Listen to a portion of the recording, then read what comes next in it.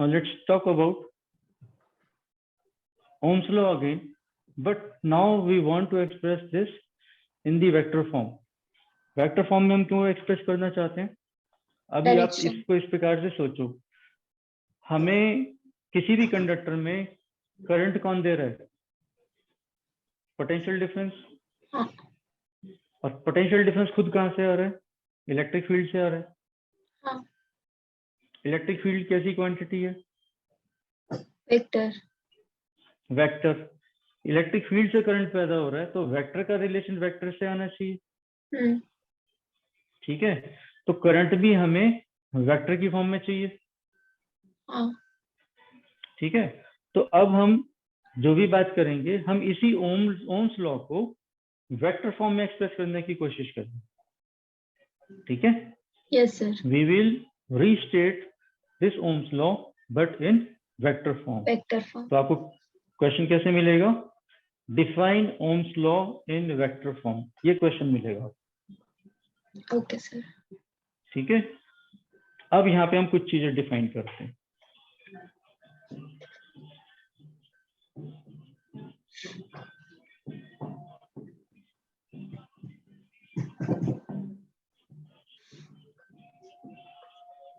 We define here a term current density.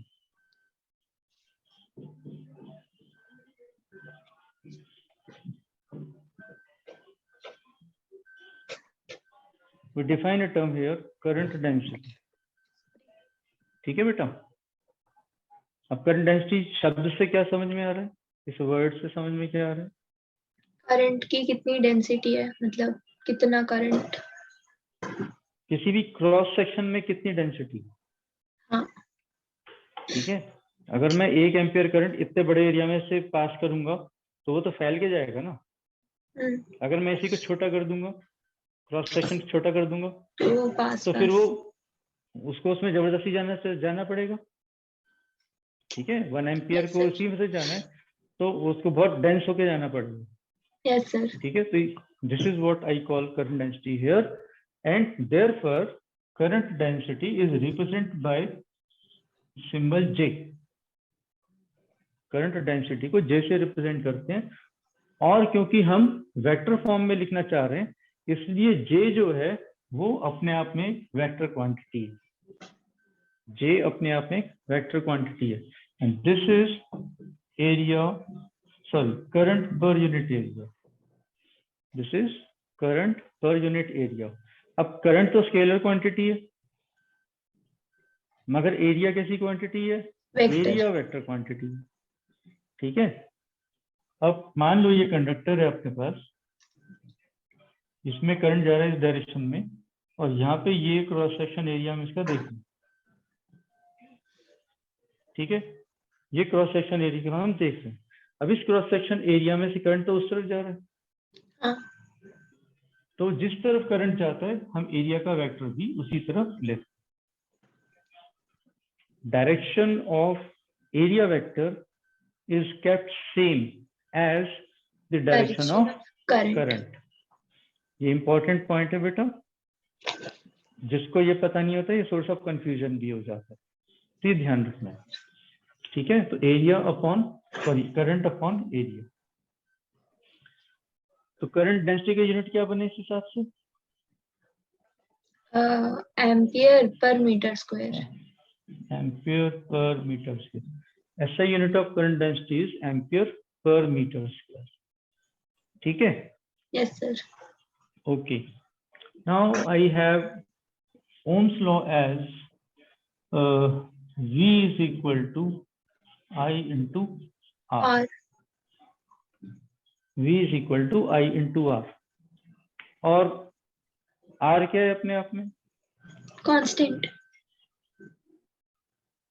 R is rho L by A. हाँ, है ना? R क्या है? Rho L by A. So this is I into rho L by. मैंने R को rho L A, उसकी resistivity, उसकी dimensions, that is length and cross sectional area की टर्म्स में डाल दिया, क्योंकि मुझे अब करंट के साथ एरिया एसोसिएट करना है। Yes sir. ठीक है, तो इसको अब दोबारा हम लिखते हैं, we rewrite this as V upon L, L को यहाँ ले आओ, रो I upon E।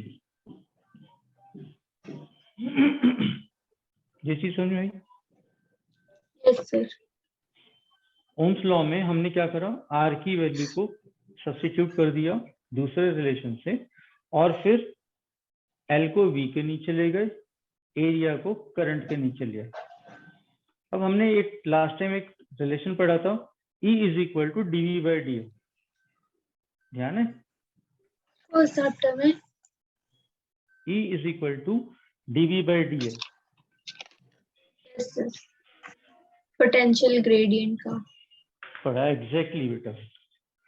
E is equal to dV by D, ये मॉड्यूलस है। तो इसको हम सिंपल V बाई L भी लिख सकते हैं, क्योंकि है तो potential upon length. So this potential upon length represents me the electric field, magnitude of electric field. तो ये magnitude हम यहाँ पे यूज कर सकते हैं। So this is E is equal to rho into J। अब इलेक्ट्रिक फील्ड भी वेक्टर क्वांटिटी हो गई, J भी वेक्टर वेक्टर हो गया। ठीक है, और हम Yes, इसको रीराइट करते हैं, J is equal to 1 upon rho into E, इस प्रकार से। तो J is equal to 1 upon rho into E। ठीक है बेटा? Yes sir. अब रो क्या था हमारे पास? रेजिस्टिविटी। रेजिस्टिविटी, और रेजिस्टिविटी का उल्टा क्या होता है? कंडक्टिविटी। कंडक्टिविटी। तो हम इसको अब लिखेंगे J is equal to sigma times E। ये जो रिलेशन है, ये हमने ओम्स लॉ को ही दोबारा लिखा है, बट ये वाले रिलेशन को हम कहते हैं now Ohm's law is in vector form. ठीक है, और यहाँ पे sigma, where sigma is 1 upon rho called conductivity.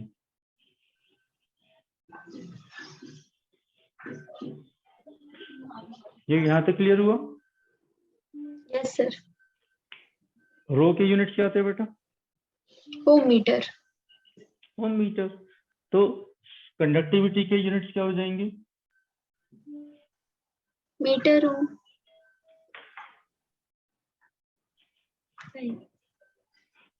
Metre पर ओम। सोचो सोचो सोचो। 1 अपॉन ओम मीटर आपको बोलना है, पर ओम पर मीटर। एग्जैक्टली,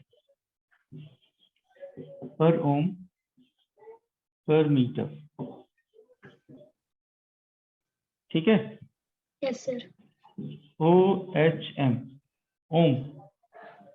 ठीक है? तो ओम इनवर्स को हम कई बार MHO भी बोलते हैं, इसका उल्टा MHO, मोह पर मीटर। मोह पर मीटर। ठीक है? Yes sir. पर ओम पर मीटर मिलेगा आपको, कहीं कहीं ये भी मिलेगा। ठीक है? Yes sir.